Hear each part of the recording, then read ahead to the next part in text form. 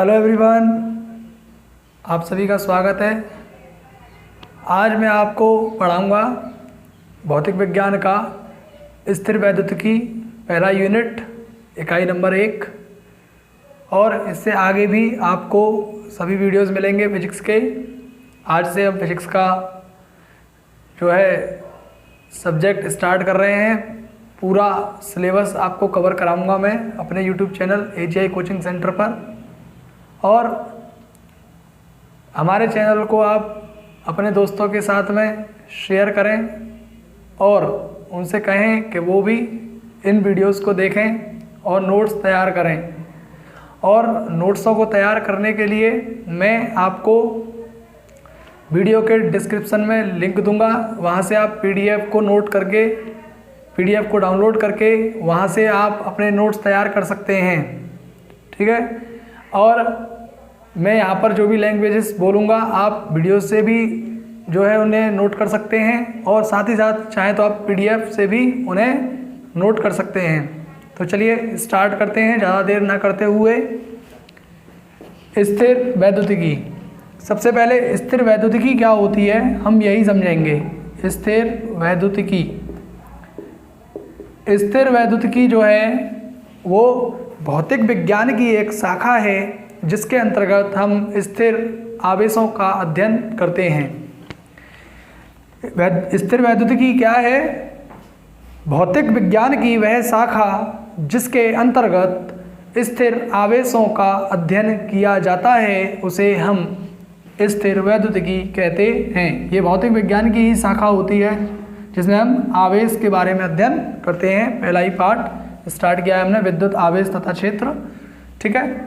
तो इसमें सबसे पहली हेडिंग आपके सामने है वैद्युत आवेश।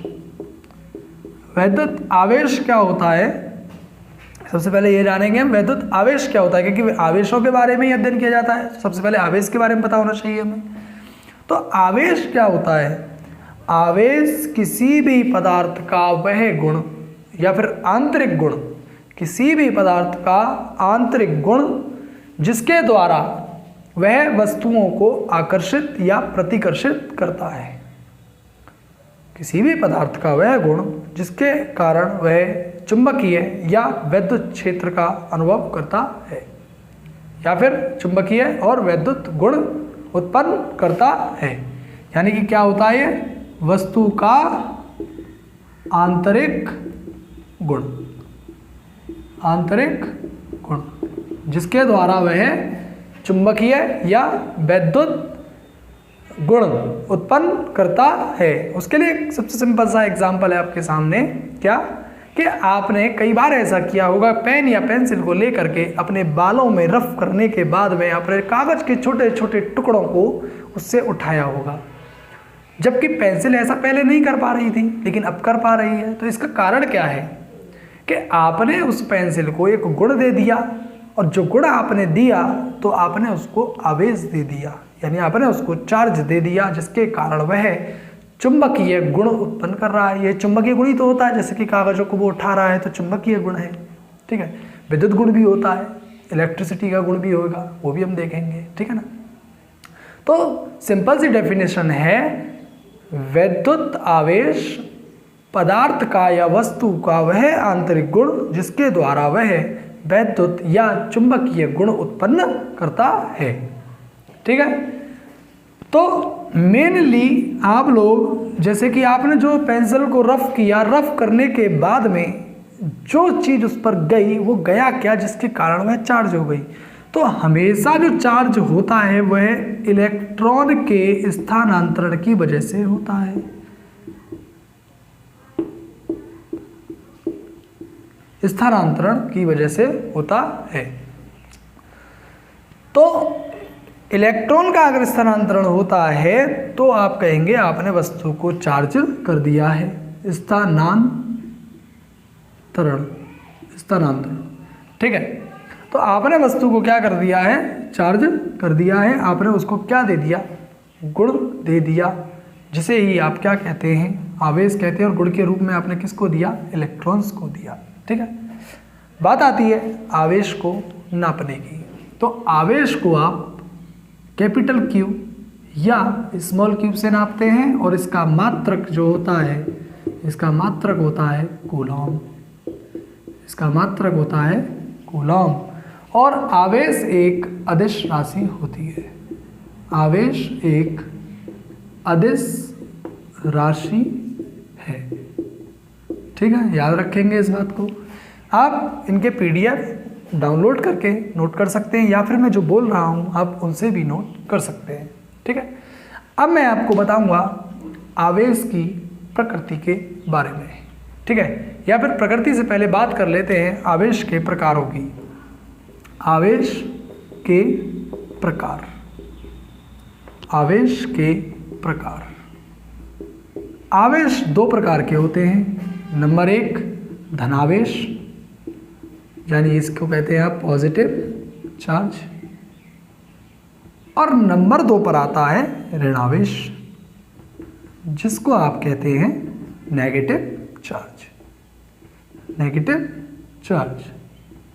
ठीक है, मेनली हमने एक बात सीख ली है कि हमेशा चार्ज कब आता है, इलेक्ट्रॉनों के स्थानांतरण से। ठीक है, यानी कि चाहे धनावेश आए चाहे ऋणावेश आए, आएगा कब, यानी कि अगर धनावेश किसी पदार्थ पर आ रहा है तो उस पर इलेक्ट्रॉन की कमी हो रही है, उस पर इलेक्ट्रॉन्स की कमी हो रही है, तो आप कहेंगे इलेक्ट्रॉन की कमी के कारण, इलेक्ट्रॉन की कमी के कारण आने वाले आवेश को धनावेश कहते हैं। इलेक्ट्रॉनिक कमी यानी कि देखिए आपने पढ़ा है Na का जो इलेक्ट्रॉनिक विन्यास होता है 281 होता है, लेकिन Na पॉजिटिव का मतलब 28 होता है, यानी इसमें से एक इलेक्ट्रॉन निकल गया तो इस पर पॉजिटिव चार्ज आ गया, यानी कि एक इलेक्ट्रॉन की कमी हो गई तो पॉजिटिव चार्ज आ गया। हमेशा इलेक्ट्रॉन की कमी के कारण जो आवेश आता है उसे ही आप क्या कहते हैं, धन आवेश कहते हैं। ऐसे ही ऋणावेश की परिभाषा होती है इलेक्ट्रॉन की अधिकता के कारण, अधिकता के कारण आने वाला आवेश ऋणावेश कहलाता है। इलेक्ट्रॉनों की कमी के कारण आने वाला आवेश धनावेश, इलेक्ट्रॉनों की अधिकता के कारण आने वाला आवेश ऋणावेश। उसका एग्जाम्पल Cl 287, लेकिन Cl नेगेटिव करते हैं तो 288, यानी कि एक इलेक्ट्रॉन इस पर आ गया, तो इस पर नेगेटिव इसीलिए आया है, इस पर इलेक्ट्रॉन की अधिकता हुई, इलेक्ट्रॉन्स आ गए इसके पास में, तो इसीलिए तो ये क्या हुआ, ऋणावेशित हो गया। ठीक है ना, तो आवेश दो प्रकार के होते हैं, धनावेश और ऋणावेश, जिनकी डेफिनेशन धनावेश इलेक्ट्रॉनों की कमी के कारण आता है और ऋणावेश इलेक्ट्रॉनों की अधिकता के कारण आता है। अब है आवेशों की प्रकृति। सबसे पहली प्रकृति जो होती है वो होती है आवेश क्वांटीकृत होते हैं। आवेशों का हम पढ़ेंगे क्वांटमीकरण, क्वांटमीकरण।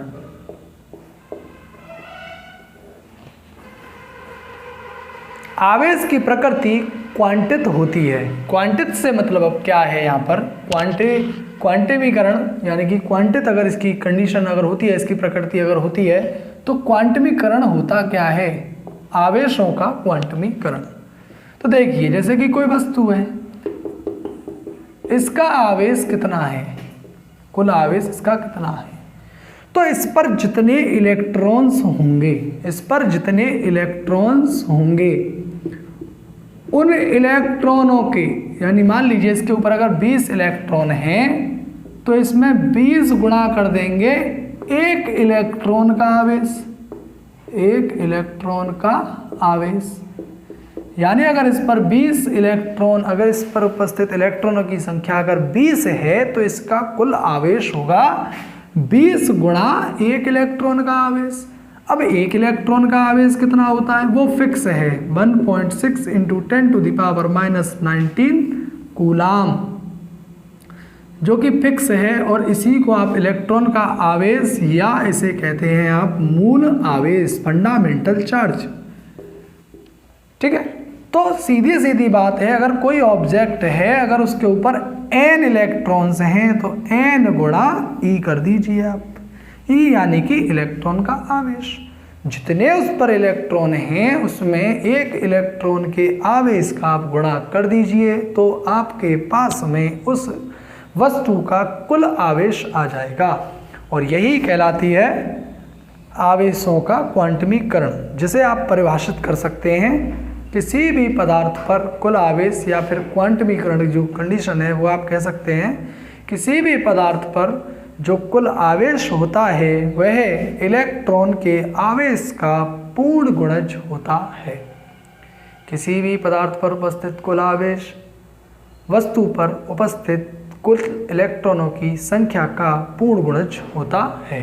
ठीक है, चलिए इसी पर एक क्वेश्चन मैं आपको दिखा देता हूं कि किसी वस्तु को 1 कूलाम आवेश पर आवेशित करने पर कितने इलेक्ट्रॉन्स देने पड़ेंगे।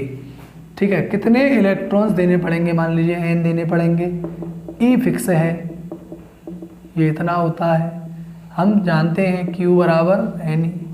क्वांटमीकरण समझे एकदम से। क्वांटमीकरण क्या होता है, किसी भी पदार्थ पर मान लीजिए अगर n इलेक्ट्रॉन है तो इसका कुल आवेश होगा कि एक इलेक्ट्रॉन के आवेश में जितने इलेक्ट्रॉन इस पर हैं उसकी संख्या का गुणा कर दीजिए, सीधा सीधा आपके पास में उसके कुल आवेश आ जाएगा। ठीक है ना, सीधा सीधा आवेश आ जाएगा आपके पास में कंप्लीट।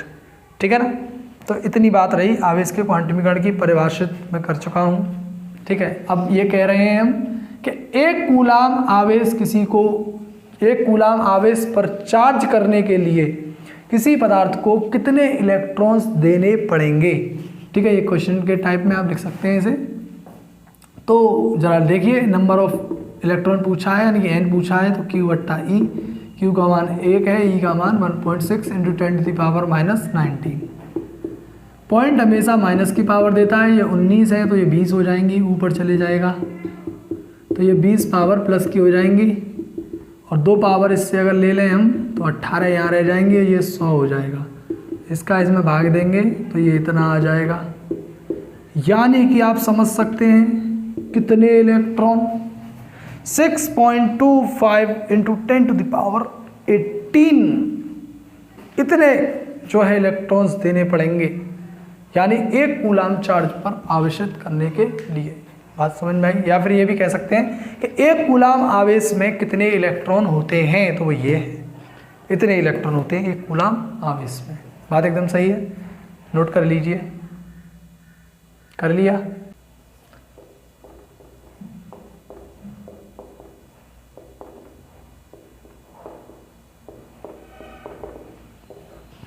दूसरा है आवेश का संरक्षण। आवेश का संरक्षण मतलब आवेश संरक्षित रहता है, यानी कि आवेश को ना तो कभी भी उत्पन्न किया जा सकता है और ना ही कभी नष्ट किया जा सकता है। आवेश हमेशा क्या रहता है, नियत रहता है। ठीक है, जैसे मान लीजिए आपने किसी वस्तु से दूसरी वस्तु पर आपने आवेश दिया, केवल आवेश को आप ट्रांसफर कर सकते हैं, निरस्त यानी कि बिल्कुल समाप्त नहीं कर सकते आप। तो संरक्षण ये कहता है कि आवेश को ना तो उत्पन्न किया जा सकता है और ना ही नष्ट किया जा सकता है, परंतु इसे एक वस्तु से दूसरी वस्तु पर स्थानांतरित किया जा सकता है। यह संरक्षण का नियम है। पूछा जाता है आवेश संरक्षण का नियम क्या है, तो आवेश को ना तो नष्ट किया जा सकता है और ना ही उत्पन्न किया जा सकता है, परंतु इसे एक वस्तु से दूसरी वस्तु पर स्थानांतरित किया जा सकता है। यही आवेश संरक्षण का नियम है। जैसे कि फॉर एग्जांपल आपने जो पेंसिल को रफ किया था, पेंसिल को रफ करने के बाद में मान लीजिए आपके ऊपर 2000 कूलाम का जो है आवेश था, या फिर 2000 इलेक्ट्रॉन आपके पास में थे, 2000 कूलाम का मान लीजिए, आपने उसको दे दिया 20 कूलाम चार्ज। 20 कूलाम चार्ज अगर आपने दे दिया तो उसको रह जाएगा 1980, इतने इलेक्ट्रॉन इतना चार्ज उसके ऊपर रह जाएगा और 20 कूलाम उसके ऊपर चला जाएगा। यानी कि अब क्या चार्ज कहीं चला गया, केवल एक वस्तु से दूसरी वस्तु पर गया, उससे कहीं और चला जाएगा, कागज़ पर चला जाएगा, लेकिन नष्ट नहीं होगा, सिर्फ स्थानांतरित होता रहेगा। तो यानी कि माना जाए तो कुल आवेश नियत है, फिक्स है टोटल चार्ज। ठीक है, ये आवेश संरक्षण का नियम है। तीसरा नंबर आता है आवेशों का योज्य नियम। योज्य नियम, ठीक है, या फिर योगात्मक प्रकृति भी बोल देते हैं इसे। मान लीजिए कि कोई वस्तु है जिस पर कि अलग अलग कई तरीके के चार्ज हैं, ये और ये और ये 7q, तो इसका q नेट क्या होगा, कुल चार्ज इस पर क्या होगा, तो सीधा सीधा आप सभी को जोड़ दीजिए, क्योंकि ये अदिश राशि है, अदिश राशियाँ सीधी सीधी जुड़ जाती हैं।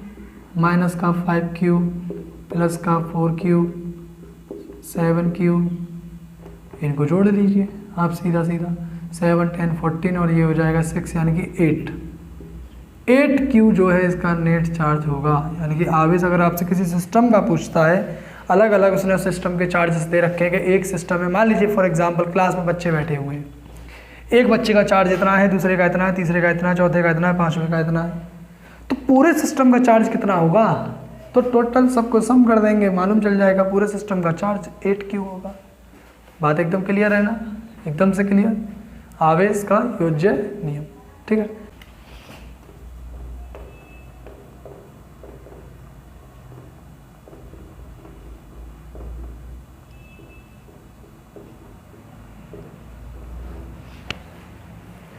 अब है आवेशन की विधियां, ठीक है, वो क्या होती हैं।